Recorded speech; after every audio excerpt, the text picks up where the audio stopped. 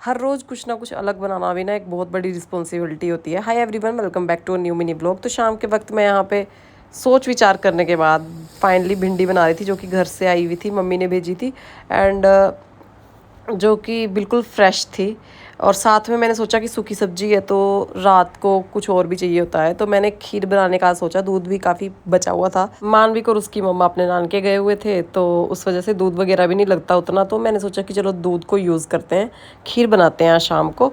तो मैं यहाँ पे चावल डाल रही हूँ खीर में। और एक और बात, खीर बनाना सबसे ईजी चीज़ होती है मेरे हिसाब से, इसलिए तो मैंने दूध में बस चावल डाल दिए धो के। बाकी जितनी ज़्यादा देर वो पकेगी उतनी ही वो टेस्टी बन जाएगी। तो यहाँ पे मैं कंसिस्टेंसी चेक कर रही थी कि मैंने चावल इनफ भी डाले। फिर मुझे बाद में थोड़ा थोड़ा रियलाइज़ हुआ था कि शायद मैंने चावल ज़्यादा डाल दिए हैं और दूध मेरे पास में भी कम हो, क्योंकि करने के बाद दूध कम हो जाएगा। तो मैं ये सब करके बाहर थोड़ी देर घूमने आ गई थी अपने डिनर की तैयारी करके। और यहाँ पे मेरी ननद मुझे किटकैट लेके आई थी, and she was also eating my KitKat. मेरे लिए लेके आई थी, खुद भी खा रही थी। घूमने के बाद शाम के वक्त सबसे शांति प्रिय जो मेरा टाइम रहता है, पीसफुल, वो होता है पूजा करना। और आई थिंक सबका ही रहता होगा, पूजा करने से आपको जो शांति मिलती है वो कहीं पे भी नहीं मिलती। तो पूजा करने के बाद यहाँ पे किचन में मेरी खीर ऑलमोस्ट तैयार थी। और मैंने सौंफ बाद में डाली, बट दूध गर्म था तो वो सौंफ का टेस्ट आ गया था। वैसे मुझे पहले डालनी चाहिए थी। फिर मैंने थोड़े से इसमें ड्राई फ्रूट्स भी ऐड कर दिए। एंड गर्मी बहुत ज़्यादा लग रही थी, इसलिए मेरी शक्ल इतनी सड़ी भी बन रही है। शाम के वक्त गर्मी और ज़्यादा लगती है किचन में, इसलिए मैंने टाइमली बना लिया था। लेकिन खीर में मैंने दूध बाद में भी ऐड किया था, तो उसकी वजह से अभी गर्म कर रही थी तो वो कर रही थी ऐड। तो अब टाइम था सर्व करने का। तो मैं, जीजू और माय हस्बैंड वाज देयर, 3 लोग थे हम डिनर के लिए। तो मैंने जल्दी जल्दी से खीर को सजा दिया ताकि वो और अट्रैक्टिव लगे, not only for the video but also for that custard look, जो मतलब शाम को मतलब किसी शेफ़ ने खाना बनाया है ऐसा लगे।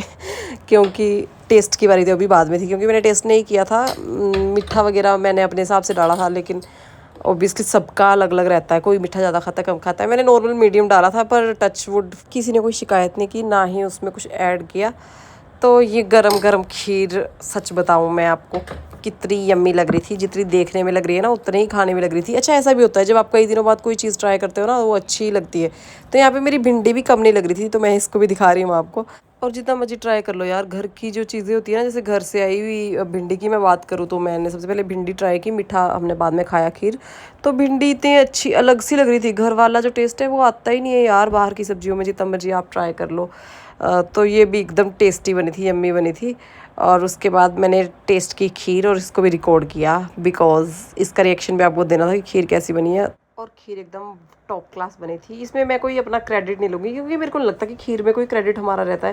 बिकॉज़ खीर बनती है पकने से, जितना ही आप दूध डालोगे बिना पानी का, और जितना ही आप दे उसको पकाओगे, वो इतनी टेस्टी बन जाएगी। और सच्ची में वैसी ही बनी थी। शायद कई दिन बाद खा रही हूँ तब भी मुझे इतनी अच्छी लगी होगी। फिर मेरा नाइट जो रूटीन रहता है यहाँ पे, वो शेयर करने जा रही हूँ। मैं हमेशा ही रात को ही कॉपर वाटर रख देती हूँ, रखना भी चाहिए सबको मतलब।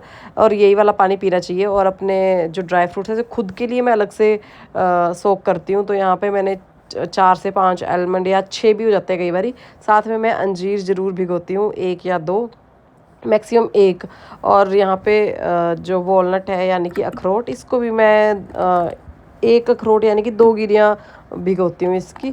और ये चीज़ें आपकी रूटीन में ऐड करने से मेरे को जो पर्सनली फ़र्क पड़ा है, मेरे बैक पेन रहती थी, कमर में दर्द, तो उसको मेरे को काफ़ी सच बताऊँ तो इम्पैक्ट रहा है इन चीज़ों को खाने से।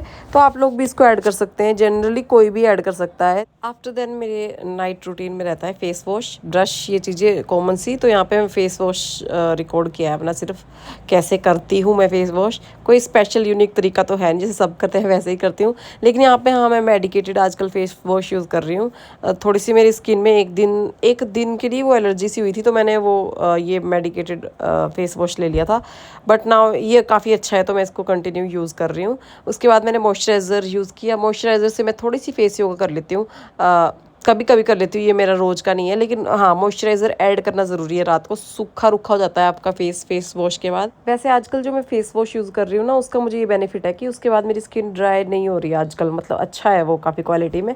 उसके बाद मैं यहाँ पे ये फॉरएवर का लिप बाम यूज़ कर रही हूँ, क्योंकि कुछ दिनों से मेरे होंठ गर्मियों में पता नहीं क्यों, सर्दियों में लोगों का सुना था कि होंठ फटते हैं, लेकिन मेरे को पता नहीं कौन सा हार्मोनल चेंज हुआ है कि मेरे गर्मियों में होंठ फट रहे हैं, वो भी इतने ज़्यादा। तो मैंने यहाँ पे लिप बाम यूज़ किया, जो कि मेरी फ्रेंड ने मुझे गिफ्ट किया था।